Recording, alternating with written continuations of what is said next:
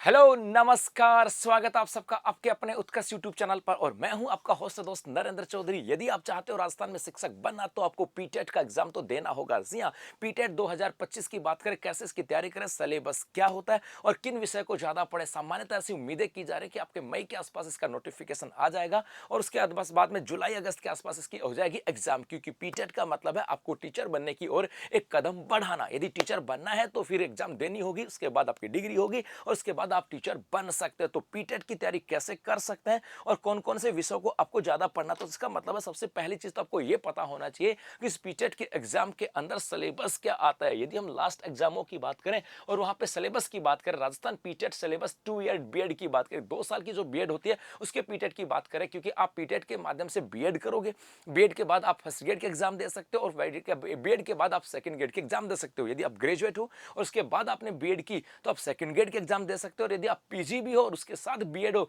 तो फिर आप फर्स्ट ग्रेड की एग्जाम भी दे सकते हो। मतलब राजस्थान में शिक्षक बनना है तो पीटेट की एग्जाम देनी होगी, कॉलेज एलोकेट करना होगा, उसके बाद बीएड कंप्लीट करनी होगी, उसके बाद फिर आप टीचर बन सकते हो। मतलब टीचर बनने की दिशा के अंदर पहला जो कदम है वो पीटेट की एग्जाम है। और इस पीटेट की एग्जाम की बात करें, इसके आपके 4 सेक्शन यहां पर आते हैं। इसके सिलेबस क्या होता है, सेक्शन ए की बात करें तो आपका सेक्शन ए जो होता है इसके अंदर आपका आता है मेंटल एबिलिटीज, जहां पर आपकी रीजनिंग भी होती है, जहां पर आपकी इमेजिनेशन भी होती है, जजमेंट और डिसीजन मेकिंग भी होती है, क्रिएटिव थिंकिंग भी होती है, जनरलाइजेशन होता है और ड्राइविंग इंटरफेस की बात करें, मतलब मेंटल एबिलिटी, मानसिक योग्यता की बात करें कि एक व्यक्ति जो है मानसिक रूप से क्या क्या चीजें समझ सकता है। यहाँ पर रीजनिंग हो सकती है, कल्पना शक्ति यहाँ पर हो सकती है, जजमेंट और डिसीजन मेकिंग कि ऐसा हुआ तो कैसा हो सकता था, क्रिएटिव थिंकिंग और क्या करना चाहिए, मतलब आपकी मानसिक योग्यता, आपको यहाँ पे पॉजिटिव अप्रोच के साथ इसको ध्यान में रखना होगा।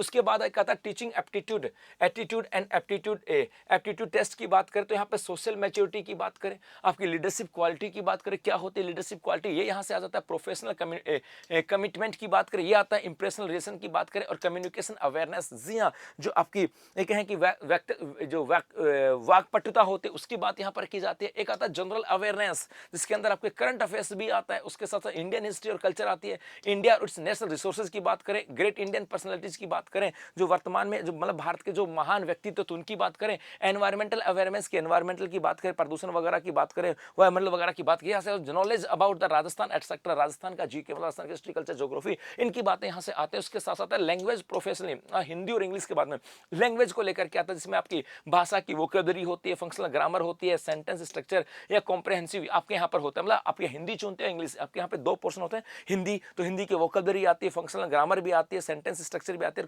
कॉम्प्रहेंसिव भी आती है। मतलब हिंदी और इंग्लिश की बात करें तो आपके पीटीटी के एग्जाम का ये सिलेबस है, 4 ऑप्शन यहाँ पर होते हैं, जिसके अंदर आपको मेंटलिटी आप छोड़ नहीं सकते। यदि हम बात करें कि सर किसको छोड़े, किसको पढ़े या किसके ऊपर ज्यादा फोकस करे, तो भैया छोड़ना तो किसी को नहीं है, फोकस तो सबके ऊपर ही करना है, क्योंकि हर एक बिंदु आपके सिलेक्शन का दायरा होता है। तो बस ये जरूर है कि हाँ, किसी कुछ चीजें हमारी स्ट्रांग होती है, तो जो चीजें हमारी स्ट्रांग है, क्या होता है क्या कि कुछ छोड़े किसको, छोड़ना तो किसी को ही नहीं है भैया, ये तो अलग बात है जी। तैयारी किसकी करें, तो तैयारी में आता है समय की बात करें तो समय ज्यादा उसको देना है जो चीजें हमारी कमजोर है। सपोज करो आपका टीचिंग एटीट्यूड और एप्टीट्यूड जो है ना, ये आपकी थोड़ी सी कमजोर है, तो आप इसको थोड़ा सा समय ज्यादा दे सकते हो, इन विषयों को थोड़ा सा कम समय देना। लेकिन ऐसा नहीं कि कम समय का मतलब आप समय ही नहीं दो, तो आपको पढ़ना तो सब कुछ होगा। बस अलग बात है कि आप जो टाइम टेबल बनाओ उस टाइम टेबल में यदि आपने इसको 2 घंटे का समय दिया, इसको 2 घंटे का समय दिया, इसको 2 घंटे का समय दिया, इसको 2 घंटे का दिया, यदि आपको लगे कि सर हमारी लैंग्वेज थोड़ी सी कमजोर है, तो भैया आप यहाँ पर वन हाफ कर सकते हो, ये 2 घंटा और यहाँ पे 3 घंटा कर सकते हो। मतलब ये आपको डिसाइड करना होगा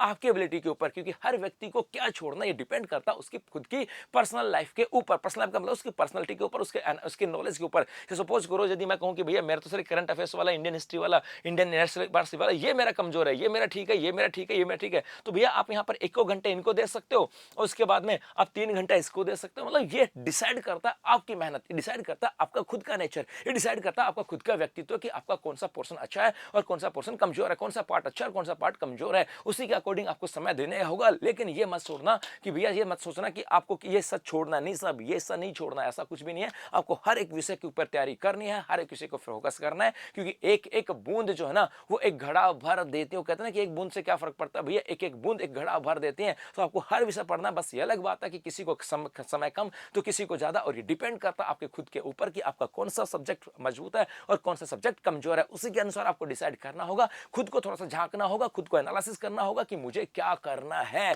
और जुट जाओ पीटी के एग्जाम के अंदर, क्योंकि इसके बाद बीएड भी करनी है और इसके बाद टीचर भी बनना है। तो अभी के लिए बस इतना सा, धन्यवाद।